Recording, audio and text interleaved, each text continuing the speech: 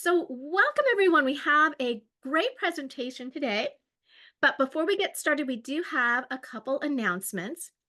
The first one is, I know we've talked about it for a couple connects recently, but the master plan for developmental services is going on right now. And so I know that Judy had explained what it is. It is a legislative plan that is being created to come up with ideas on how to improve the developmental services. They have a committee already set, but they have work groups that have come up and they are asking for people who are interested to apply for the different work groups. So if you are interested in being on one of these work groups, I'm going to put it it's already in the chat. There you go. My guys are so quick. You can look in the chat, click that. You can apply for, there are 5 different work groups, I believe, and you can give them the options of which one you might be interested in. Just so you know, they have they were expecting maybe 10 people per work group, and some of the spots were already filled by committee members. So some of the work groups only had a couple spaces open. They did say they had a lot of people apply, but don't let me discourage you. Apply. If this is something you're interested in doing, please do reach out. Do the it's just a questionnaire form, and they don't send you a reply, so don't expect to get something back after you send it in. They should know, but I think it's by the end of this week, then they'll start reaching out to people who they have selected. So if you're interested, definitely look at the master plan work groups. The next announcement we have is about our law and policy, and our own Nina Spiegelman is going to talk to you about it. All right. Hello, everybody. This is just a quick sort of status report on our self-determination bill that's called SB 1281. And, this bill, and we've been, keeping you up to date throughout, but we were doing great. And the bill went through the Senate. Senator Menjivar is our author, so it started. The first house was in the Senate, got all the way through approps and voted off the Senate floor. It's now in the Assembly. It unanimously passed earlier this month in June. It passed out of Assembly Human Services. It is now in the Assembly Appropriations Committee, and there's just been information supplied by, so the Appropriations Committee is about how much legislation is going to cost. And as we all know, this is a very dicey year budget-wise. And any amount of money assigned to a bill it's sort of life or death. And the committee got cost figures from DDS that put a lot of money on this bill.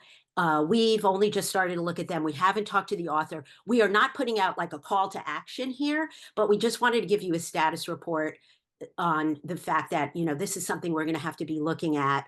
The bill will be voted on one way or another, either stay on suspense and the not pass out of the Appropriations Committee, or it may, but that won't happen until August, after the legislature goes on recess. It's right now, like with all the other bills that cost anything, just on suspense.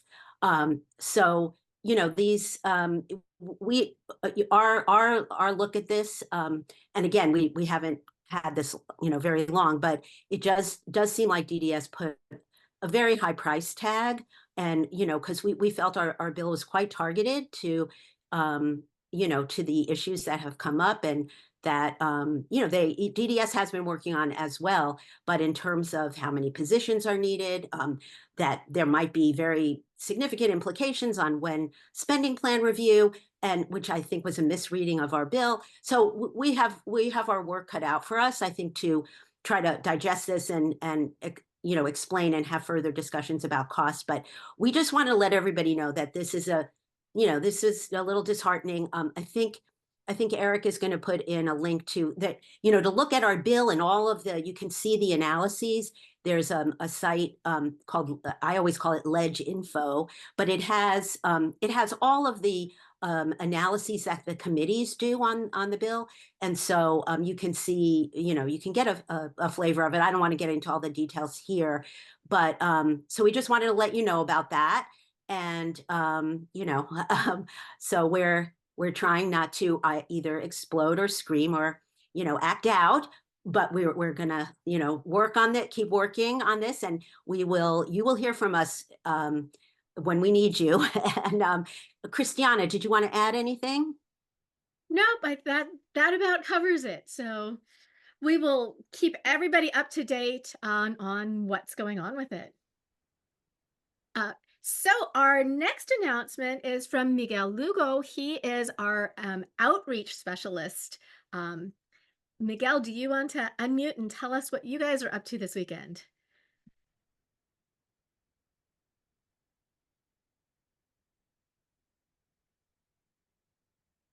Yes, good afternoon, everyone. Thank all of you for having me. Good to see all of you. And this, real quick, announcing that this weekend, DBU will be at the Angel City Sports event in Cerritos at Cerritos College. We will have a booth there, passing out information.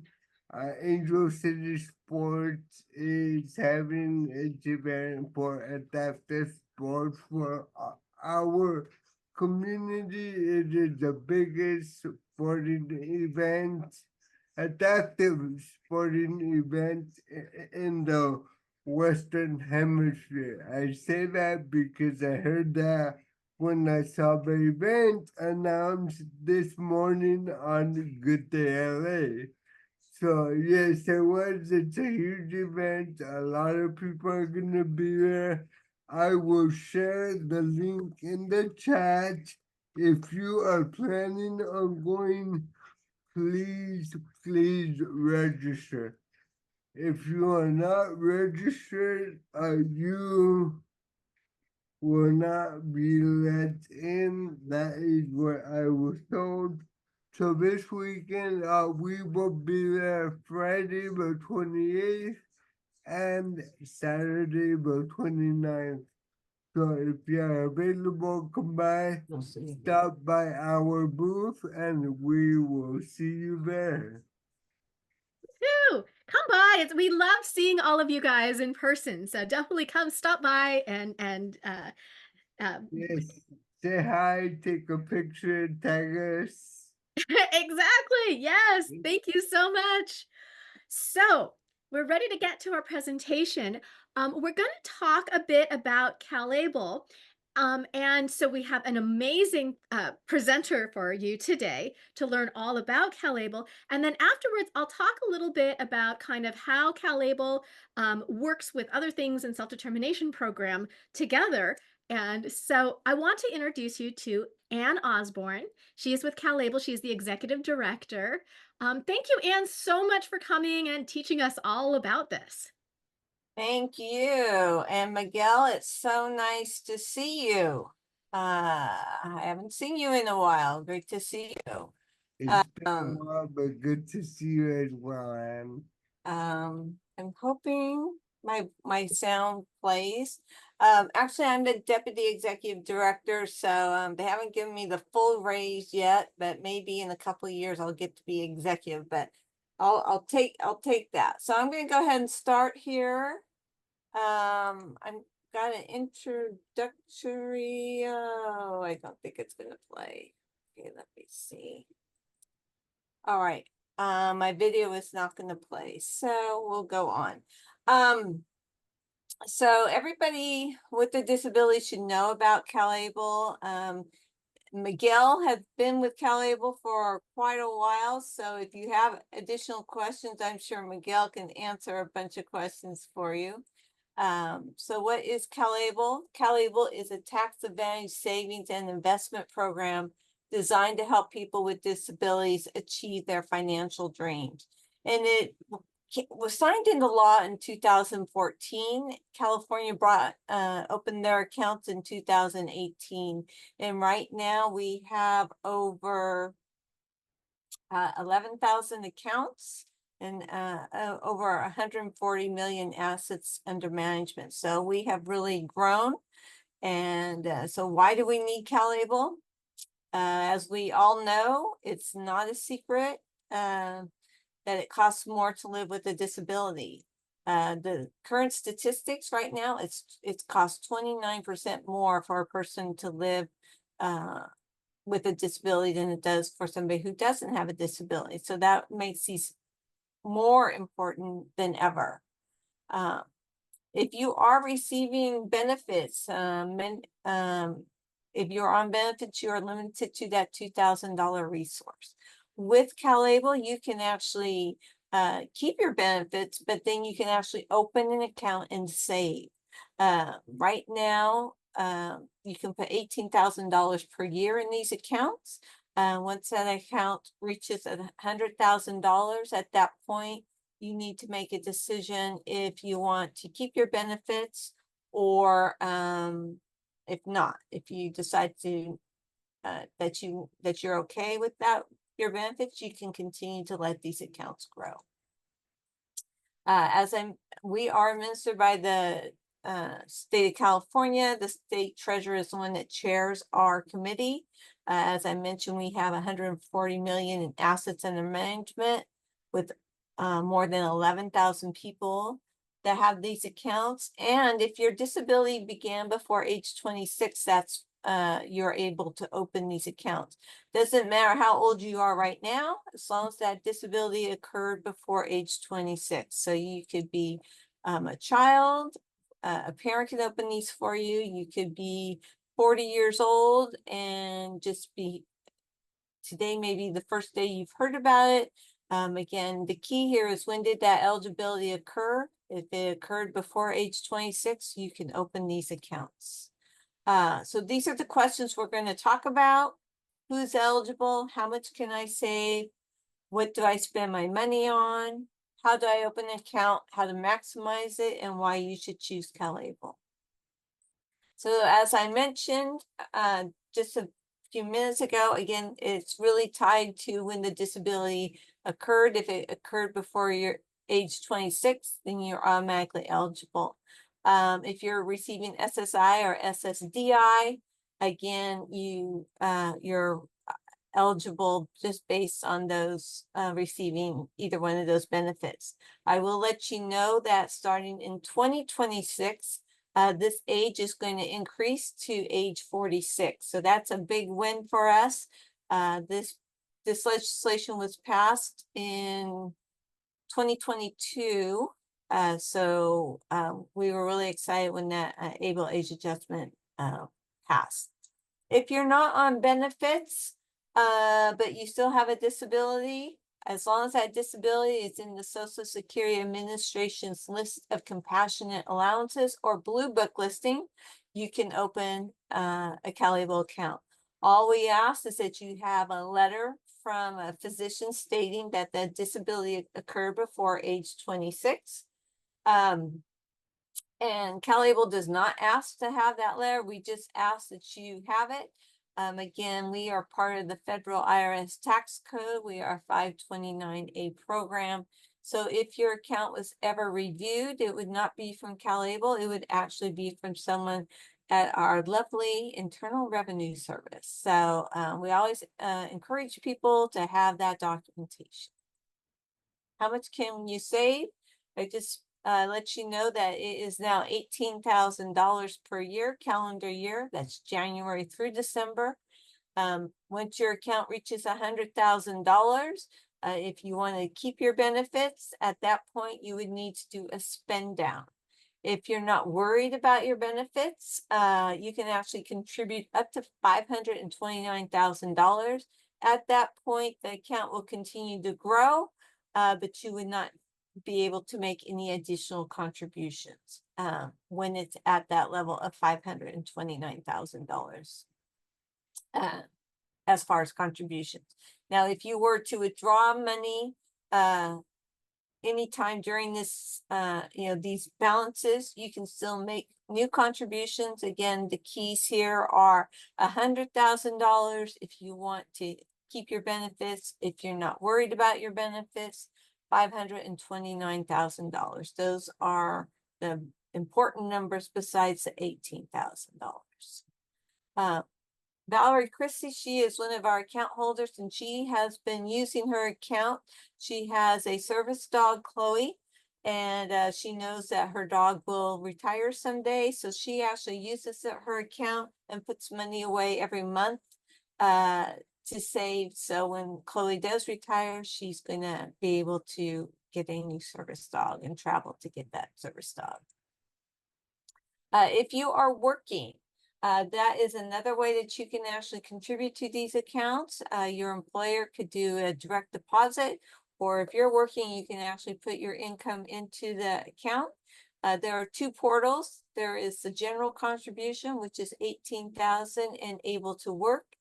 And this is right now the second portal, and you can put up to $14,580 in the account with a potential total of $32,000. So you could save up to $32,000 per year if you were combining your general contribution from family and friends along with any income you made while working. So that's a substantial amount that you can be adding to these accounts. What can I spend my money on? This is always my favorite question. And really, it's anything that is going to help to improve your health, your independence, or quality of life. So if you think about that definition, there are just so many different categories. We actually take this from Social Security's PALMs, and these are just categories. So if it's related to education, housing, transportation, employment services, any of these areas, it would be eligible. My favorite category is the and more. We always get asked that question. So is food. Can I purchase food? Yes, you can. Can I use it for entertainment? Yes, you can. Can I go on a vacation? Yes, you can. The really key item here is, does that expense either improve your health, your independence, or your quality of life? If you can answer yes to one of those questions there, then you can use your CalABLE account. CalABLE accounts, we encourage you to keep your receipts. CalABLE is not going to ask you for your receipts. Again, we do not monitor these. We don't audit these. If anybody is going to be reviewing these accounts, again, it's going to be the Internal Revenue Service that would be reviewing these accounts. Then the question is always asked, what is not considered a qualified disability expense? And we talk about people giving gifts. Again, these accounts are really designed for you, the beneficiary, to use the account how it's going to improve your health, independence, or quality of life. So gift giving, you may feel good about it, but you are not the one that's actually going to benefit from purchasing that gift for somebody. The other thing is anything illegal, and I think we can all agree on that one.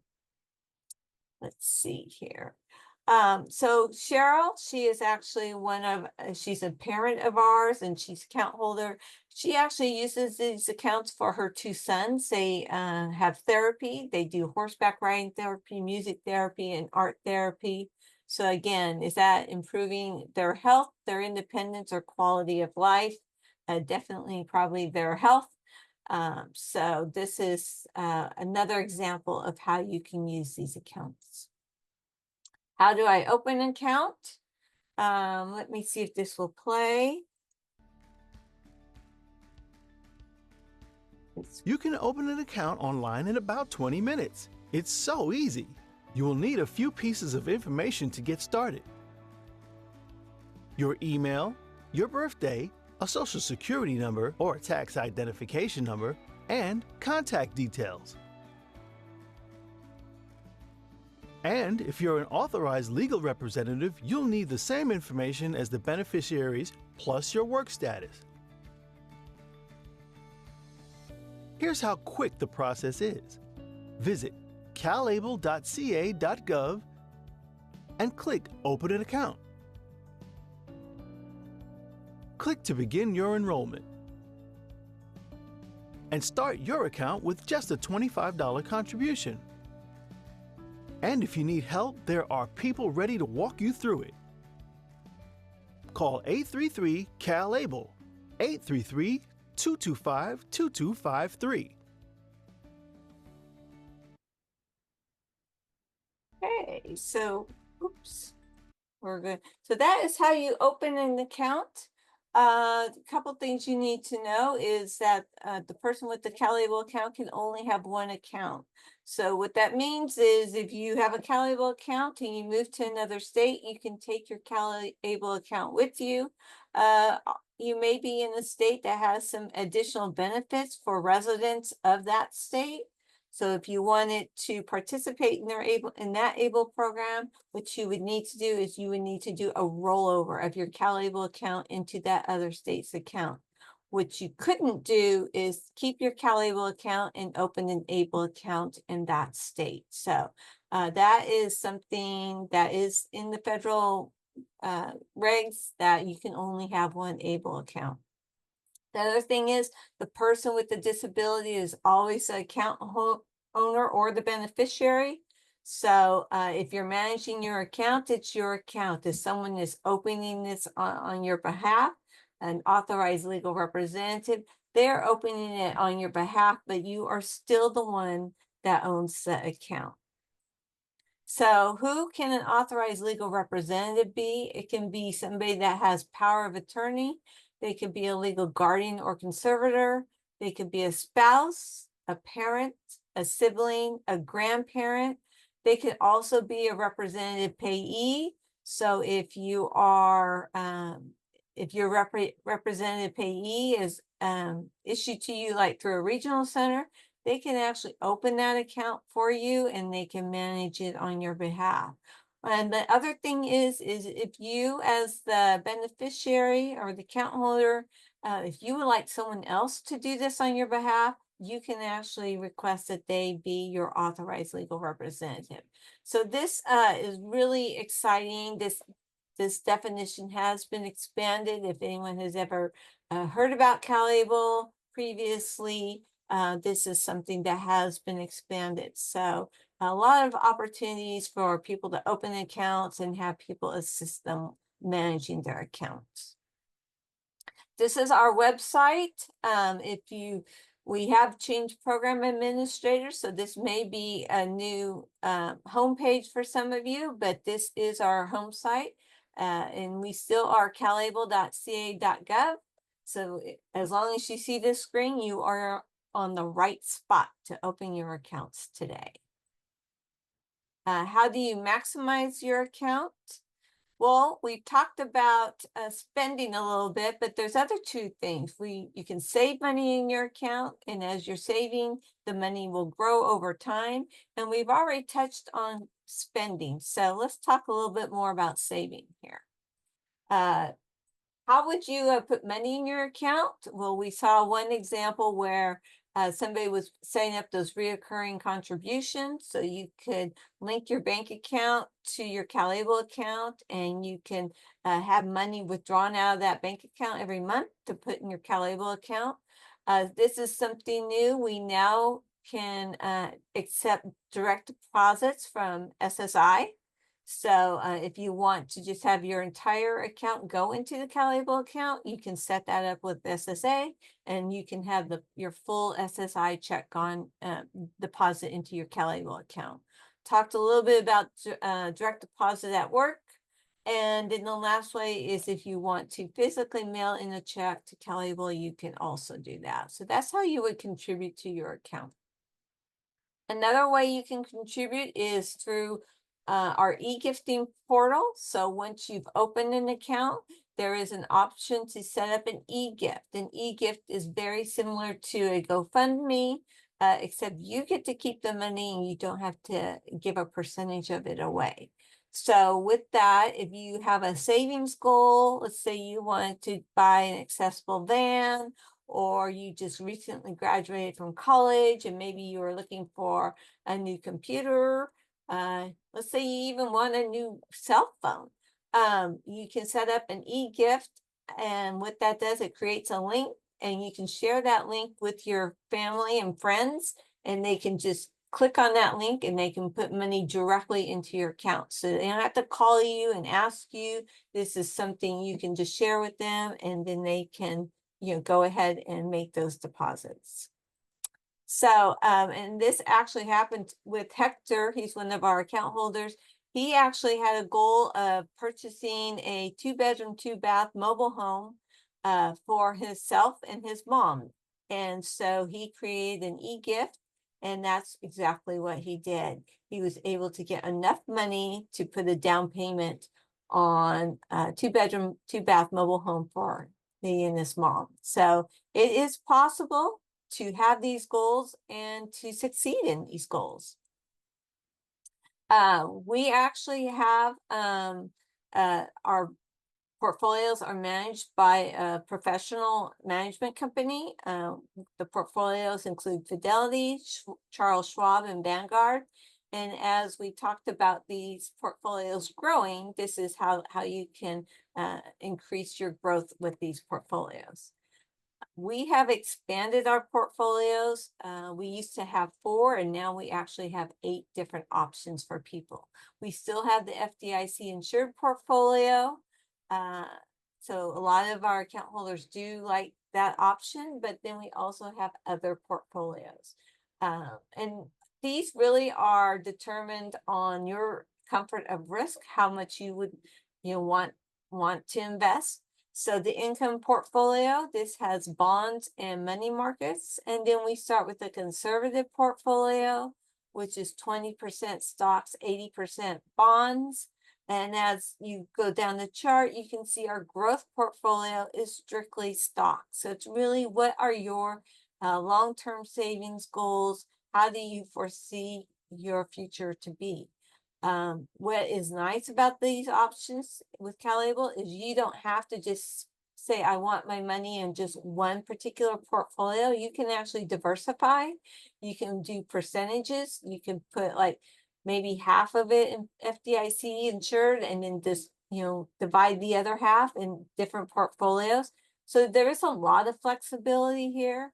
The other thing is you can actually change this twice a year. So if you're looking at it and you go, I would like to change my options, you can do that as well. So there's a lot of flexibility here. And we see this as a really positive thing that CalABLE is offering to their account holders. Angelina, she's actually a parent, and she has started with CalABLE at the beginning. And what she has been doing is she's been saving money for her son Tyler, just to help cover with his medical and living expenses. And also they've been using it to show him how to save long term. So these accounts are, used by so many different people in so many different ways. We also do have some fees that are associated to these accounts. We have our annual account maintenance fee, which is $30, and it doesn't matter which portfolio option you're in. You're only going to pay a one-time account maintenance fee of $30, and this is an annual fee. So you would see a fee being withdrawn from your account every quarter. Depending on what portfolios you select, if you're just an FDIC insured, you're going to have that account maintenance fee with a state administrative fee. In this particular example, we are assuming that somebody has $3,000 in their account. So if they were just doing FDIC, their annual fee would be $38. If they were to select the investment portfolios, and again, these vary depending on what selections you make, that person's annual fee would be anywhere between $42 and $46. So if you think about this, these come out every quarter. you would see a range of $9 to $12, just depending on the balance of your account. So if you had more than $3,000, you're going to have a little bit more of an annual fee. If you're below $3,000, you're going to have a little bit less of an annual fee. Those are the only account fees. If you want a paper statement, there is an additional $10 fee. It's an annual fee, but there are no additional fees associated to this account. We do have a prepaid card. There are no fees with the prepaid card. What's nice about the prepaid card is if somebody is managing this account for the account holder, they can actually put money on that card. Or if you are managing your own account, and you want to make a large purchase, you can just put money on this account, and then you can use this card just like a Visa card. So let's say you are thinking about purchasing, let's say, an accessible vehicle, and you needed some money to, put like a down payment on or something. You could put money on this, and then you could use that card. Or let's say you want to go grocery shopping, or you want to go have coffee. The nice thing about this card is it will only give you money that you have put on that card. So if you had $80,000 in your account and you put $200 on your account, that's the only amount that you're going to be able to access. You wouldn't be able to access all the other money in your account. So that's what's nice about the prepaid card. It gives you some additional flexibility with your accounts. I hate to interrupt. Sure. Someone just pointed out in the chat, we're not seeing your full screen. They said they're seeing like your notes on the side or something. I don't know if you. What happened? Oh, I wonder if it went out when we played the video. Hold on.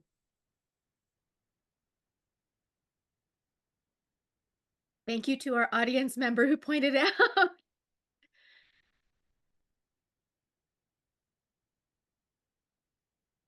That better? No, we're still seeing. You might have to go out and then share again. Sometimes that'll fix it. I'll share. All right, let's try this again. Perfect. Yay. Thank you. All right. I am so sorry that happened. I did not give you my disclaimer that I am remote control challenged. So I do apologize for that. Okay. So last thing here, last question was why choose CalABLE? We've kind of gone through a lot of different things today. One thing I really like here is that it really does empower you to save and plan for your future, especially if you're receiving benefits and you've been tied to that $2,000 resource limit. This gives you an opportunity to save and plan for other things that you may want to have, and especially where you're going to be talking about self-determination. This is really a nice tie for that. Your benefits, we are protected. Again, if you are on those receiving benefits, having this CalABLE account is going to protect your benefits. So again, family members can contribute. You can be working, you can put money in these accounts, and you're still going to keep your benefits. One thing that we did here in the state of California is that if you are a resident of California and you do have a CalABLE account, when you do pass away, Medi-Cal would not be able to pull money out of your CalABLE account to pay for any expenses. So this is something that we thought was really important for Californians, and so we actually passed a law for that. We talked about family and friends contributing to your account. One thing we didn't really talk about, and I'll talk about here, is the money in your account, it grows tax-free. So if you have that long-term savings goal, the money you put in there, it's going to keep growing tax-free. When you pull money out, if you're pulling it out for anything that's related to your health, your independence, or quality of life, then you're gonna there will be no additional taxes that you would have to pay as long as you're pulling money out for anything related to your health, independence, or quality of life. Again, you can spend your money on, experiences or whatever meets that criteria. But I think my best thing here is, we are a community. We have over 11,000 account holders right now, and you would just be part of that community once you open your account. So we encourage people to, look at the CalABLE website, and then, go ahead and start opening when it's convenient for you. We do have a call center, and Jemai did talk about that in the video. That number is 833 CalABLE. We're open Monday through Friday, 6 a.m. to 5 p.m. So if you need any assistance when you're going through the application process, we are online, so you can only open these accounts online. We do have multiple resources. We have a partner toolkit that we can actually share with you. Christiana, did I say it right? And that we can share with you. This is a great resource if anybody else has any organizations that they're working with. This is our partner toolkit gives you just a lot of quick sound bites, things that you can share. We have a very robust YouTube channel. We do monthly webinars, and they're all posted on our YouTube channel. We made a conversion in April, so we have how to open a CalABLE account. We did a webinar with Medi-Cal. That one is on there. We did a webinar about special needs trust. We just did one with Social Security. So there are a lot of resources on our YouTube channel. So I would encourage you to visit that. We do have printed materials. Again, if anybody wants those, just let us know and we can mail them out. We are on X, Instagram, and Facebook. So if you follow us on any of these sites, I'm sure you have seen our emails and our announcements. And so we do really appreciate all of you that are following us. This is our disclosure. So just letting you know that there are risks to those investment options that you may select. This is our new executive director, Thomas Martin. If anyone had the opportunity to meet Dante has moved on. He is now working for the federal government. So Thomas Martin is our new executive director. He comes to us from Veterans Affairs. He also has autism, and he has 2 young boys with autism. So he is definitely really effective. We're so happy to have him as our executive director. And myself, Anne Osborne, the Deputy Executive Director. Madeline Handy is our outreach specialist, and Maria Sandoval is our Spanish outreach specialist. So if you would like any presentation in Spanish, again, reach out to us and we can set those up for you. And that is all I have. If there's any questions, I can go ahead and take them now. Oh my goodness, we have so many questions. So if you're new to SDP Connect, the way we do questions is please feel free to raise your hand, and then we have all the chat questions gathered, and we alternate between raised hands and the questions in chat. So since we don't have any raised hands yet, I'm going to start with a chat question. The first one was from Alex at 456, and he said, and I thought this is a great question, is SSI the same as CalABLE? Could you explain if they're the same thing?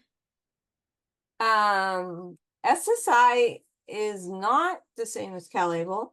SSI is what you get from the Social Security office. That's, your monthly distribution, if that's what you're receiving. CalABLE actually is a savings and investment option for people. So if you are receiving money and you would like to save more money and still keep your benefits, then that's why you would open a CalABLE account. So if you, let's say you're getting birthday money, or people, family, friends, maybe know that you want to an apartment, and maybe you need to save money to get a down payment to get into an apartment. But if you have it in your regular checking account, if you go over that resource, then you could possibly lose your benefits. So if you open a CalABLE account, you could have your family and friends put money in that CalABLE account, still keep your benefits, but once you get that down payment, then you could actually move into an apartment. So it's really, it's a place that you can save money and still keep your benefits. So we are there to help you move towards your financial future. So to kind of tie it into self-determination program, I'll kind of share how we do it with my son. So when you think about your person-centered plan, which is your life goals, right? You could have all kinds of goals in your person-centered plan, some of which regional center dollars would pay for, and some are things regional center won't pay for. And when you think about it, CalABLE is kind of a great place for those things that do not qualify for self-determination program funds. A great example is Tim was saving up for a van.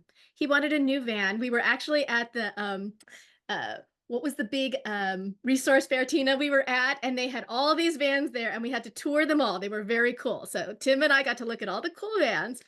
But again, if you get Social Security income, you cannot have more than $2,000. So in order for him to be able to save up for this van, he can use an ABLE account. So, but I want you to think about these things kind of, we in our family use it as a combination of things. So to begin with, we have an ABLE account for my son. Now, as Anne pointed out, my son is the owner of this account. So a lot of times we kind of are trying to protect our loved ones with their money. So if somebody came and wanted to take advantage of them, CalABLE is his money. So we don't keep a ton of money in the CalABLE. He's saving for things that he might want to save for, because if he met somebody and they wanted to take advantage of him, they could, because he does have access to this money, and they could get to this money. We also have a special needs trust. Now that special needs trust money is not in his name. It is in the trust's name. So that means if this person got to him, they could not touch that special needs trust money. So we really kind of use a few different places to keep money to in order for where you can pull funds to pay for different things. So that's kind of the way we look at it. So the way our family looks at it is, for my son's special needs trust, he lives with us now, but at some point, if he wants to move out, a condo or whatever would be in that special needs trust, and it would be safe. Nobody could touch it. If he was saving up for, he likes computers, and he likes expensive computers because he's a gamer. So he's saving up for a $4,000 computer. He's going to do that with his ABLE account. And with that ABLE account, family members can give money towards it. So if he gets birthday money, or he sends out a notice to everybody and says, hey, I'm saving up for this computer, friends, families can pitch in and put money in there, and it won't affect that $2,000 max that he can have. So I just kind of wanted people to think about, because we know there are things in self-determination we can't pay for. Disney tickets, right? No, it comes to my mind. First thing, right? Cannot pay for Disney tickets with self-determination program, but you absolutely could pay for it with your CalABLE account, right? So food, you cannot pay for food with self-determination program. You can pay for food with your CalABLE account. So think of CalABLE as another place to be able to fund your person-centered plan, all the things that you want to do in your life with your person-centered plan. Okay, so I have a next great question from Karen at 506. What happens to the money if you pass away? So when you pass away, it's actually going to go into your estate. So whatever your estate plan is, then that's where it's going to go. Medi-Cal does have, and you know what, we have a fact sheet on that, and I'm actually going to see if I can find it and put it in the chat. But there is a fact sheet that we have that there are 4 points that you have to have in order for Medi-Cal to even try and access your account. And I have it here, but let me get to it.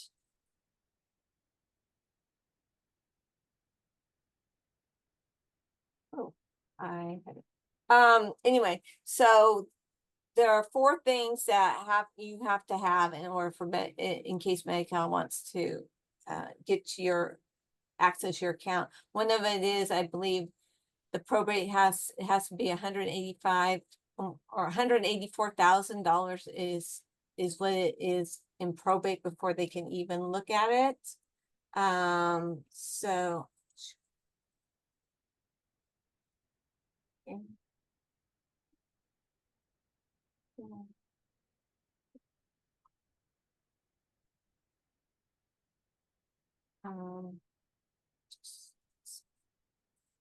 okay, so these are the 4 things. The deceased of the Medi-Cal member was age 55 or older. The member leaves an estate that is subject to formal probate under current law. That is only estates that exceed 500,000 in value are subject to formal probate. The member received nursing facility services or home and community-based services, including related hospital and prescription drug services. The member is not survived by a spouse or registered domestic partner, child under 21 years of age, or disabled child of any age. All 4 of these, this is the important thing. All 4 of these have to be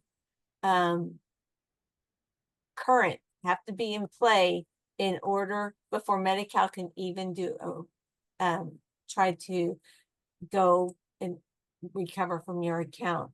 So we just did a webinar with Medi-Cal, and basically Medi-Cal says if they see CalABLE, they are not even going to go after, they're not even going to look at it. So I do have this fact sheet. There are a couple other things that if you're really concerned about that, I would say go to our YouTube channel, because we actually did have Medi-Cal on. So they are actually the experts. I am not the expert, so that's why I brought them in, so they could really discuss the questions and give everyone the information. But that's just a short of it.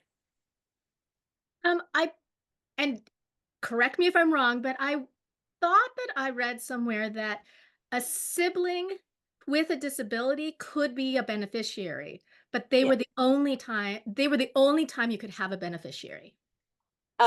Yes. So if the owner has a sibling and they are eligible to have an ABLE account, then they can actually just roll that right over into that person's ABLE account, and there would not be any tax consequences or anything like that. Yes, you're absolutely correct. Was it sibling, or like could a cousin, is it a family member, or is it just sibling? Currently the law says just sibling. But yeah, Okay. that's what it is currently. Yeah. Okay, so Chantal at 451 asked, is the money taxed?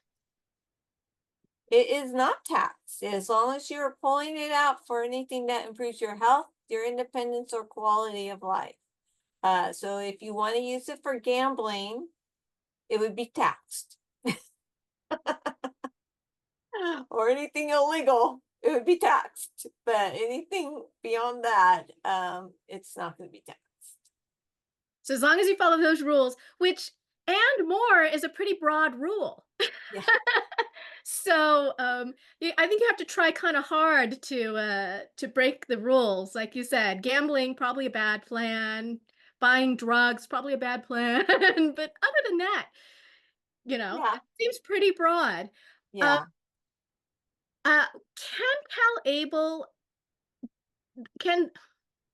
The question was, can CalABLE the recipient of an insurance payment? So I think the question was, if somebody got like an insurance payout, can they put that money into CalABLE? Yes, they could put that in, but just remember they can only put in up to $18,000. So if it was, a very large settlement, sometimes people will have that special needs trust depending on, the amount of a settlement.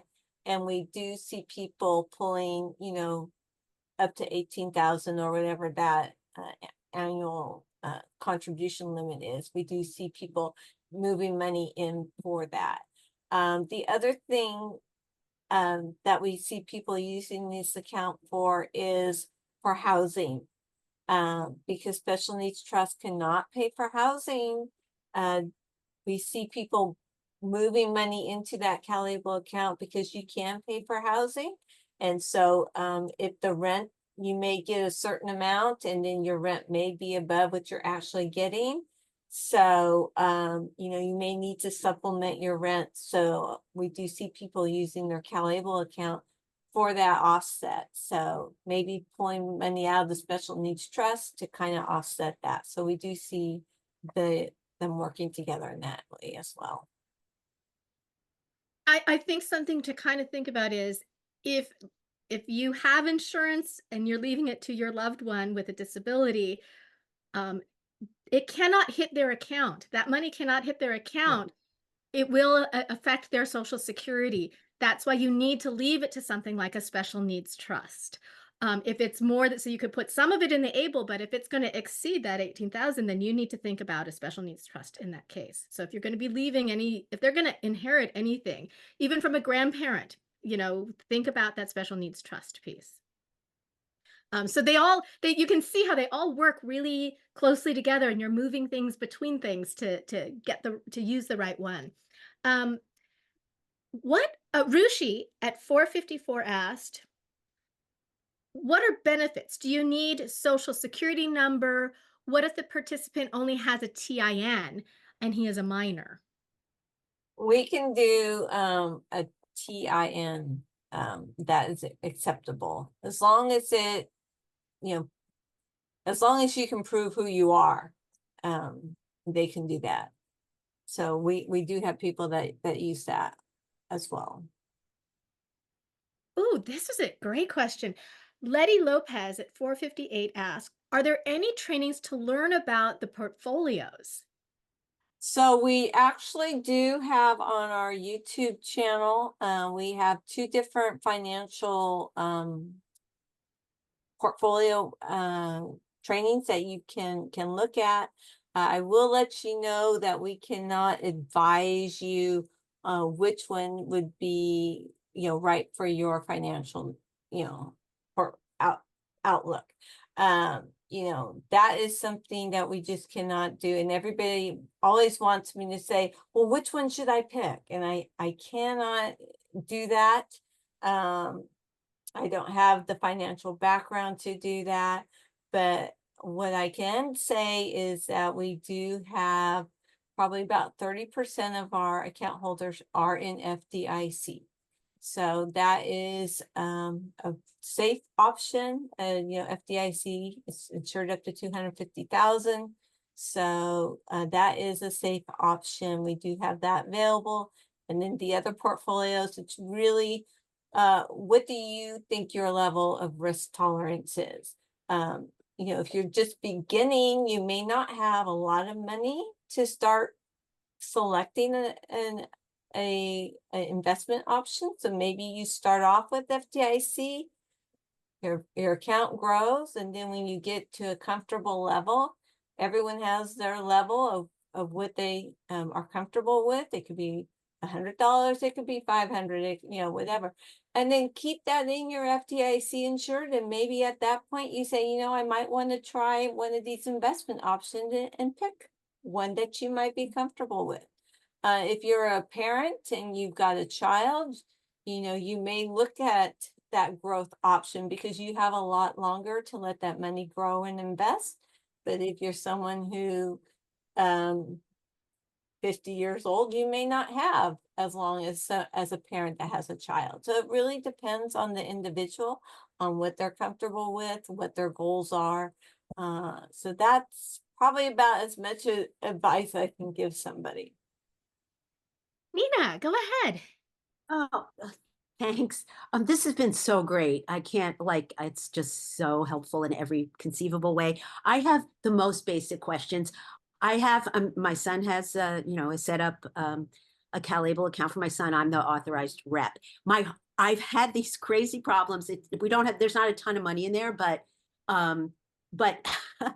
the most basic issues of making deposits and making withdrawals. So I started the account when it was, I took advantage of during COVID when we got those cards. It seemed like great, going to be my, and I was the initial ones. It may have been there was a federal one and a state. There were some state ones, some federal, and I had to get it converted into a check and mail it in. Anyway, there's one remaining card, and I was very hesitant about using like my son. The only accounts he has are the rep payee checking, and he has a rep payee checking account. And I'm always very nervous about making any deposits in there that's outside of the direct deposit from, the Social Security Administration. And so I don't know how to like get what the remaining amount of that gift card, like $600 or whatever, deposit, the best way to deposit it into his ABLE account. And then conversely, getting it out, do I have money? Is the only way the card, the like debit card? No, you can actually link it to your checking account. You can Link do, it to my own or or not to to his? his. You can link it Oh. to whatever bank account he has, and you can, do an electronic transfer between accounts. Again, CalABLE is not going to be the one that's going to ask you for the receipts or is going to ask you what this transaction was for. So we do recommend that you keep those receipts. I've been with CalABLE for 5 years, and we have not had that I know of anybody been audited. So people ask, what happens? I go, well, it hasn't happened yet. But I would just say if you're doing. Yeah, I'm not worried about the expenditures. I'm worried about the mechanics and having just link money. it. You can link it, So or it can be get the only a. account he's got is payee. So that's okay to link to that? Yeah. You can link them. Okay, that sounds great. And all right, I got to get that last chunk of that gift card there before, or whatever those stimulus payment cards. Yeah, But anyway, don't those expire? Don't those expire over? It expires in 26. Okay. Yeah. But yeah, I just, this is such a great program. I'm so appreciative of like your explanations. It's really great. Well, thank you. Rushi, would you like to go ahead? Hi, yes, thank you so much for the information. Really appreciate it. I asked the question about the TIN number, and I was prepared for no, but I was really surprised that it was a yes, and I'm really excited about it. I want to know that you mentioned the financial companies you work with. Can we choose the financial company to go with, or is it like already assigned to you? Yes, all the portfolios are pretty much already assigned. I mean, as far as who participates in those. But if you really want to know, how these portfolios are put together, when you go on the calable.ca.gov website, there's actually an investments tab, and if you do that drop down menu, you can actually go into that tab and it will tell you exactly how these portfolios are put together. So a portfolio might have all 3 of them. It might have two of the 3. So all that information, all the percentage of how these are, they're all mutual funds. So they're, they kind of pull from a lot of different resources to make these different portfolios. Also on that tab, you get the monthly historical performance of how these are performing. Right now we're in a good spot, so they're all in the plus. But as the market goes up and down, sometimes you may see, not a plus. So just keep that in mind. But right now they're all performing well. Let's just double check that. Yeah, you just go on the investment options tab, and then that will, tell you how they are all, how they're all doing. So Sally at 451 asked if a CalABLE beneficiary is on SSDI, not SSI, can the account accrue past 100,000 without losing SSDI benefit income? Yeah, the 100,000 is only for somebody who is receiving SSI.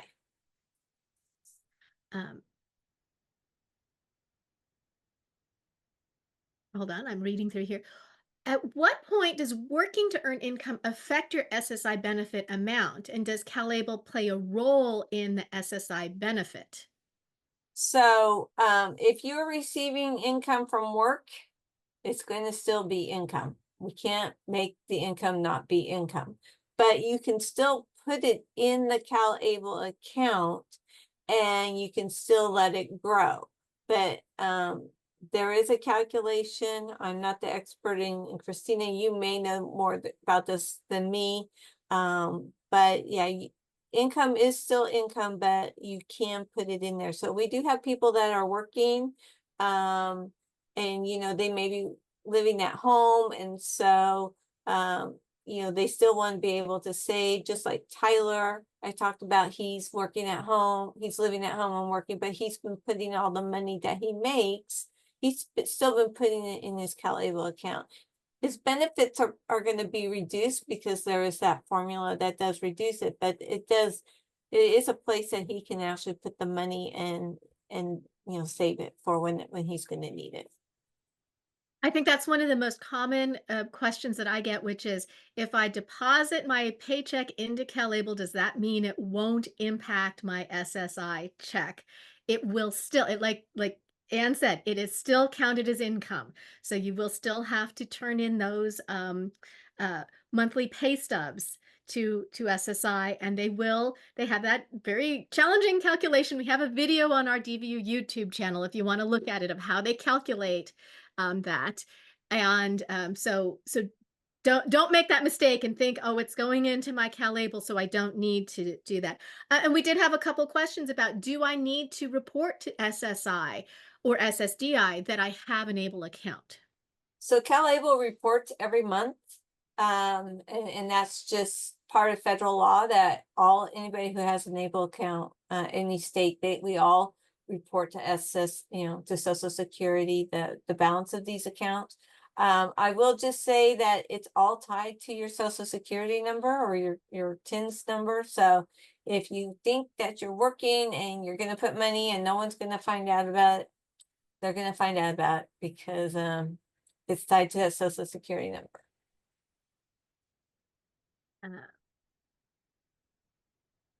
Hold on, we answered that question.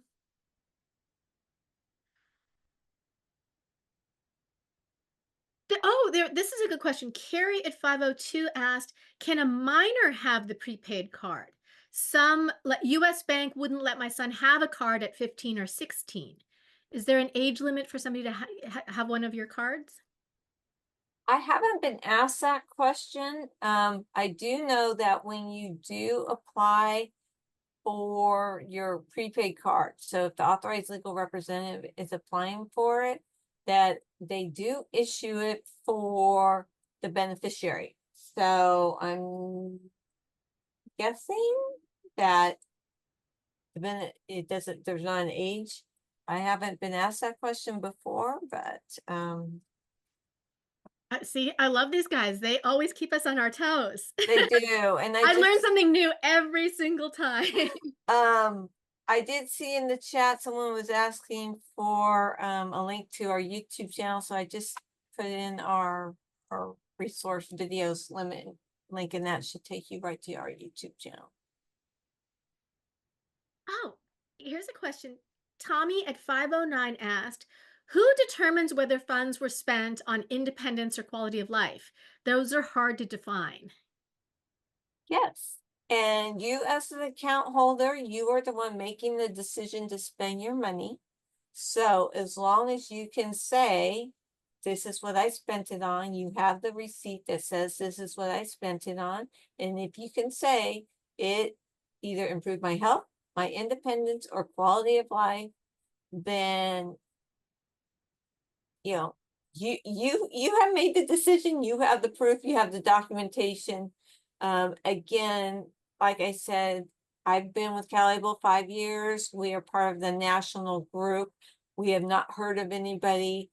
Where I see these potentially maybe being reviewed is when you are doing some large purchases, you know, and I'm just going to throw out, let's say you pulled 5,000 out of your CalABLE account and you use that money to make a down payment on a car, on an accessible vehicle. I mean, that is a justifiable expense. I don't really see them asking, what did you spend $10 on? Or, you know, so I think it's, you know, it's common sense. So, but no one can determine that. I mean, like, somebody could spend $20 on a haircut and somebody else could spend $200 on a haircut. There's nobody that can say you can only spend X amount of money on a haircut. It's your hair, it's your haircut, you know, so it's your decision. Oh, Haley, you have your hand up. Go ahead. Yes, just because I quickly want to say that I didn't see the YouTube link in the chat. If you can try it one more time, maybe it was sent as a direct message, because I just want people to have that. Thank you. Oh.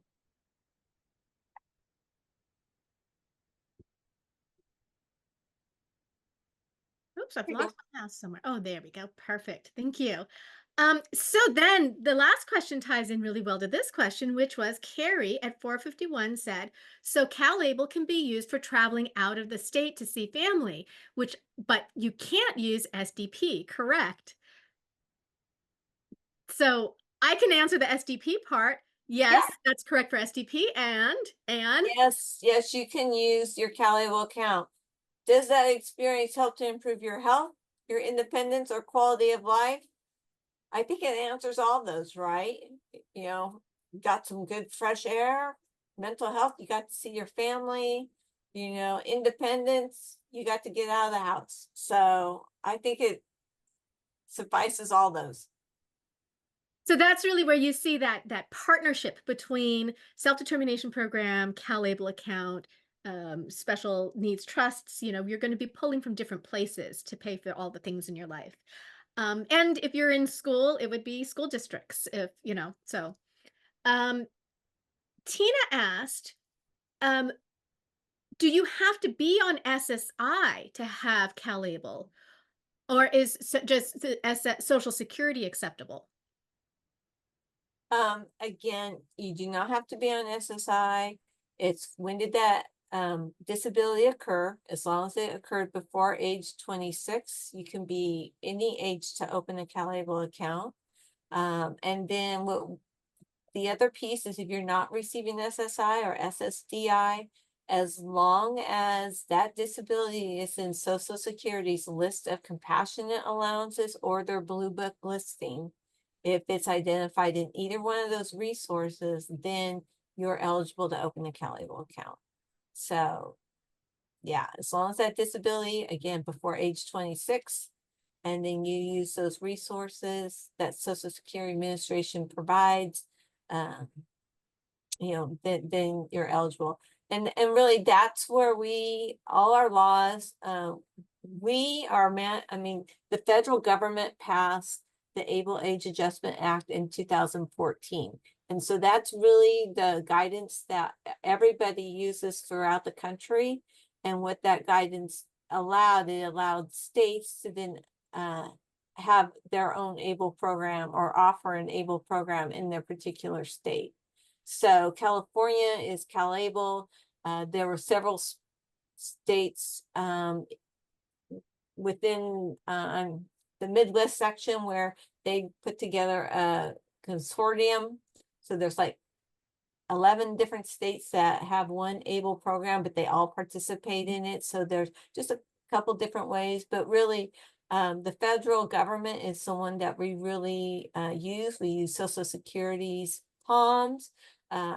Federal government passed what they call their final regulations. They passed those in November of 2020. And all the ABLE programs were mandated by November of 2022 to be applying all those final regulations. And that's why our authorized legal representative definition was expanded, because it was expanded in those federal regs. So, and if you really want a real exciting read, you can actually read those regulations. If you need something to help you put yourself to sleep, that might be something that might do the trick. And if you go to calable.ca.gov, we have a section, it's called resources. So if you want any of those documents, you can go there, and we've got all those resources there for you. And before I go to the next question, we always have people who are looking for independent facilitators come to connect. If you are an independent facilitator and you are taking clients right now, please feel free to put your information in the chat. DVU does not endorse anybody, but we do want to connect people. So if you are an independent facilitator who is taking clients, please feel free to put your info in the chat. And then this question kind of tied to the last one, and then I'll get right to you, Karen. Via Ruiz at 529 said, are CalABLE laws the same across the United States, or are they different in each state? And they are the same across the United States. However, some states have passed additional laws, like California did pass the Medi-Cal law that said that Medi-Cal would not do a clawback. They also passed a law that said that if there were any money judgments against you, that they could not come to your CalABLE account.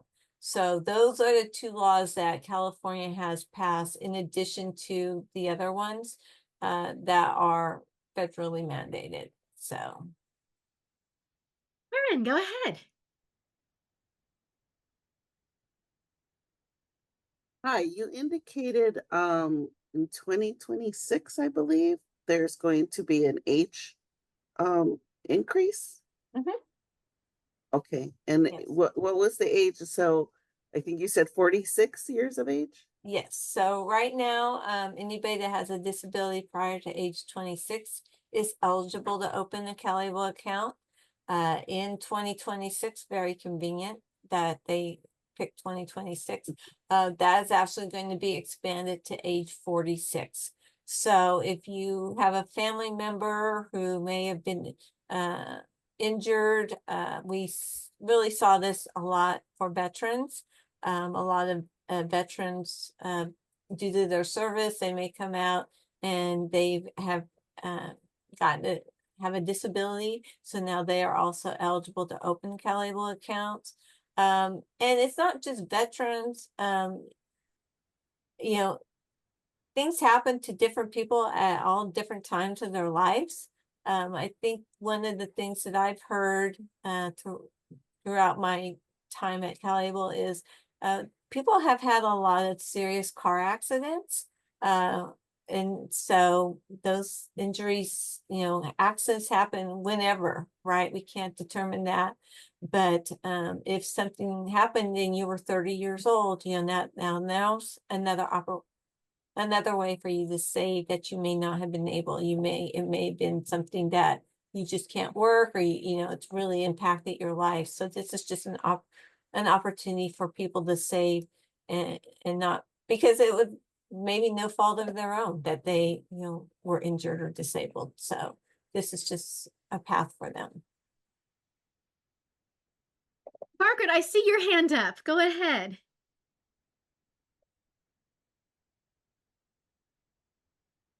Oh, for my team, it's Margaret Fritz, in case you didn't see her. She doesn't have her hand up.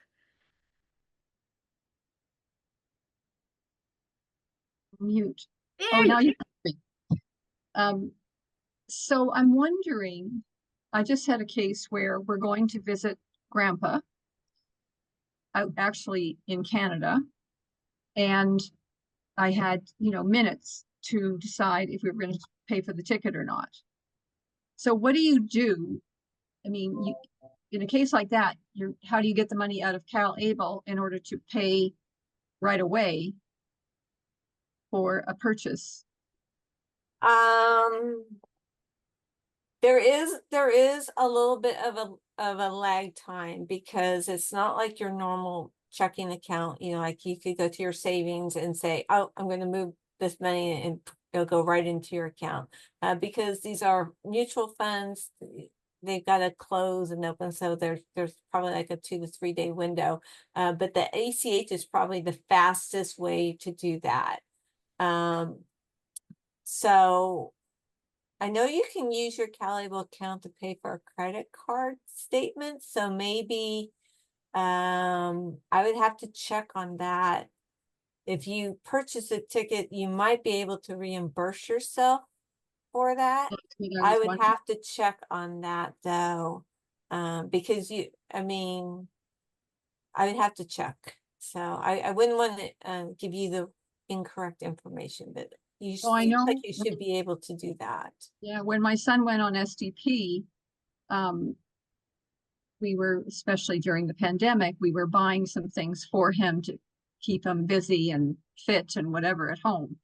And I was able to pay for it on a credit card and then get reimbursed. But the FMSs now don't want you to pay for it. They want to pay for it for you. So there's a lag there. And so that's what made me think of it.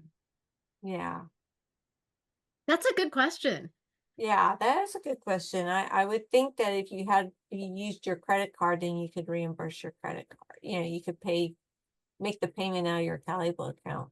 Because it's like a Visa, right? So you just put that number in when you are making the payment. Interesting. So Tommy at 514 said, can you transfer money from your ABLE account to a special needs trust? I'm not sure if you can. I know you can take it out. I am not the expert on special needs trusts, so that one I would have to defer to somebody who works with special needs trust. I'm going to give my gut instinct, which is no, because it could be considered a gift because that participant is not the owner of the special needs trust. So you're giving money to this trust. So I think it probably wouldn't fall in the being able to prove that it's for your benefit. You know, I'm not sure, but that's another really good question. Carolyn, go ahead and unmute. Hi, I have two questions. Number one, reporting to Social Security. When you do that annual redetermination, I have just never mentioned it because it's just too much. You know, they ask so many questions and I think it would complicate things. So are we supposed to report it? Number one. And then question number two, again about taxes. My son has a stable account in Ohio. Mm-hmm. He has received, you know, a bill for taxes, and I've paid it. You know, I told my accountant, I said, wait a minute, this isn't supposed to be taxed. And Right. do I have to pay it? And he said, just pay it. Anybody got advice about an accountant? You know, if he's giving me, he doesn't know. I've talked to Stable. They said, no, you're not supposed to be taxed. But I don't want to get in trouble or have him get in trouble with the IRS. So I just paid it because it wasn't like a huge amount. Right. So one, I would say, when are you going to roll over your money to CalABLE? I have to say that, but I'm glad you're in Stable. I know they were before us.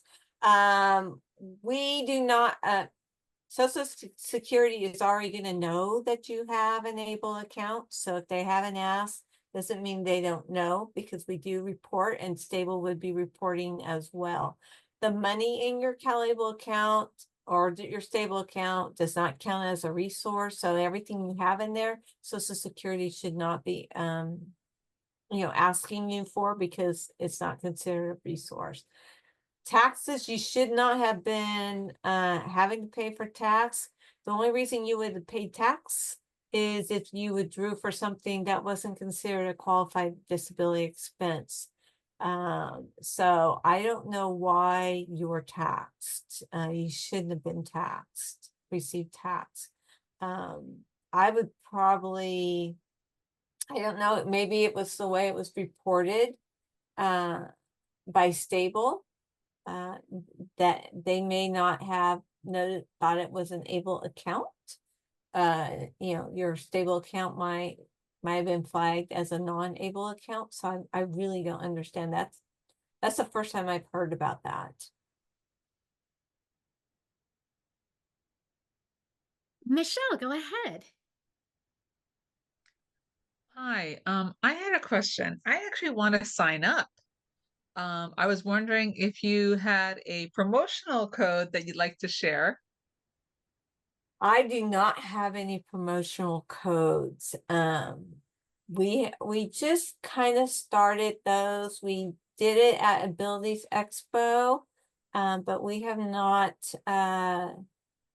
moved forward with those. Not that I'm like saying I wish I had one that I could give you, but I just do not have one, Michelle. I'm so sorry. What did the promotional code do? Actually, it was for anybody who wanted to sign up for a CalABLE account at Abilities Expo. So we had staff there, and we were offering a promotional code for people that were at attending Abilities Expo, and then they were given a code. But did they get something special for it? Or because it doesn't cost anything to set up an account. What? Right. So basically, you got $50 if you signed up today.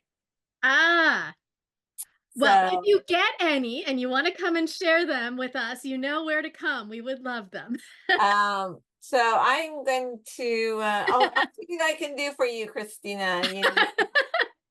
We're talking to shameless. the We'll ask second for it. person at CalABLE, so let me see if I can, if we can arrange something for anybody. So let me work on that. Let me go through. I think we hit most of our questions.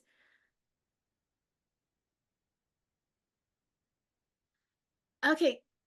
Somebody asked, can you like mail a paper check to Yes. make a deposit? They can. We do have a PO box. Let me see if I can find that real quick and put it in the chat. I'll find that address and put it in the chat for you.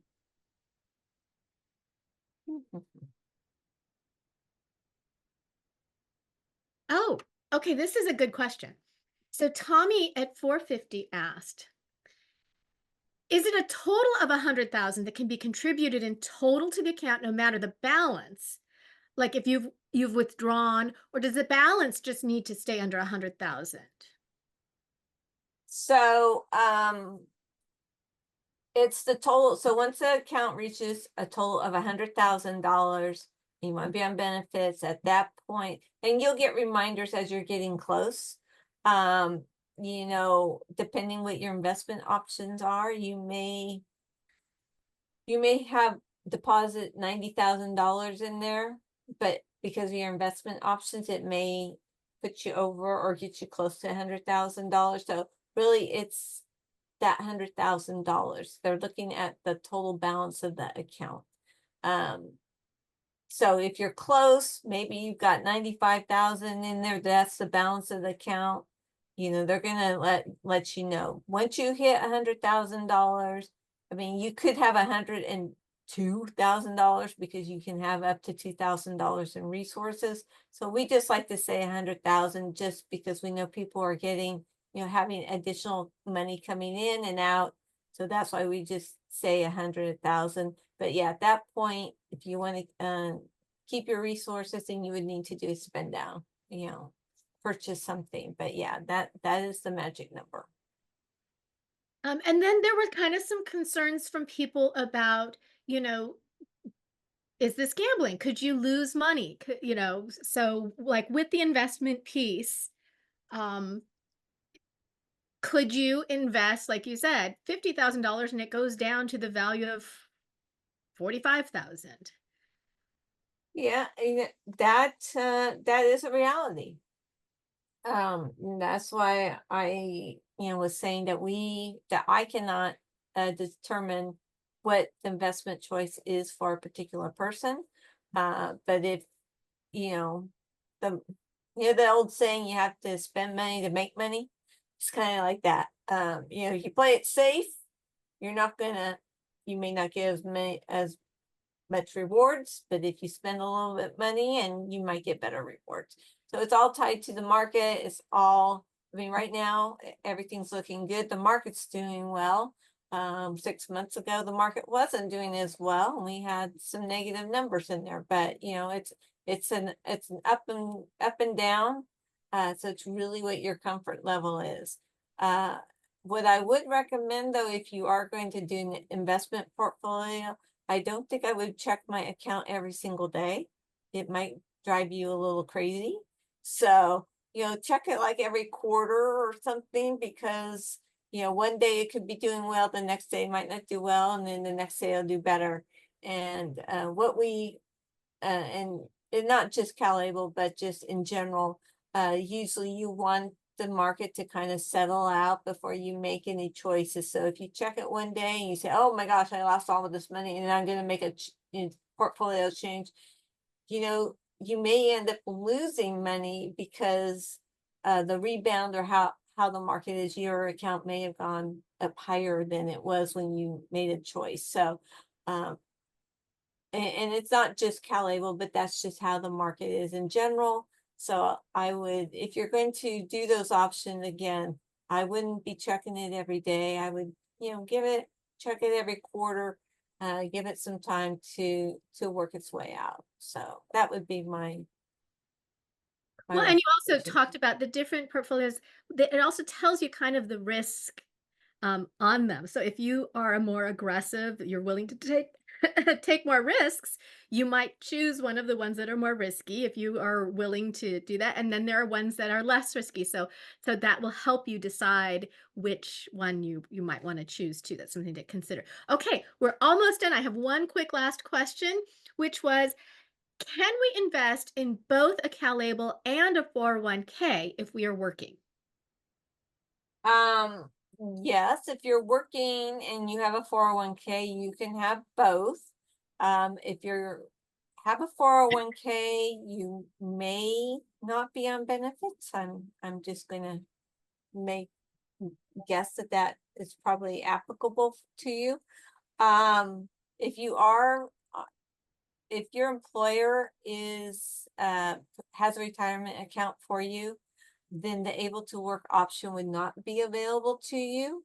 You could still put in money through the general contribution of 18,000, but you wouldn't be able to put that additional $14,000 in. The nice thing with CalABLE, as we mentioned, is you can pull it out at any time. So with 401k, you can only pull it out at certain times when you reach certain ages. So that might be a great long-term investment option for you, and maybe doing some short-term things that you might want to save money for, that maybe that might be what you use your CalABLE account, because you can pull it out whenever you want. Well, you guys had some great questions. Anne, thank you so much. So much great information. We loved all the links that you gave us, and where to follow up. We really appreciate you coming and speaking to us. I want to remind everybody that we have SDP Connect on the 2nd and 4th Wednesday of every month. Our next one is going to be an open forum, because we always have so many questions. Sometimes we like to just do an entire question and answer. So please, everybody, come to the open forum. And the one after that is going to be, we have even more new FMSs. So we're going to be bringing in 3 brand new FMSs to come talk to you. Again, so we just had a few months ago, and so I think we're up to 22 financial management services right now. So Alex, I apologize, we've run out of time. Thank you to our interpreters. We know I make you work very hard because I talk very fast, and we will see you all at the next Connect. Thank you. Thank you.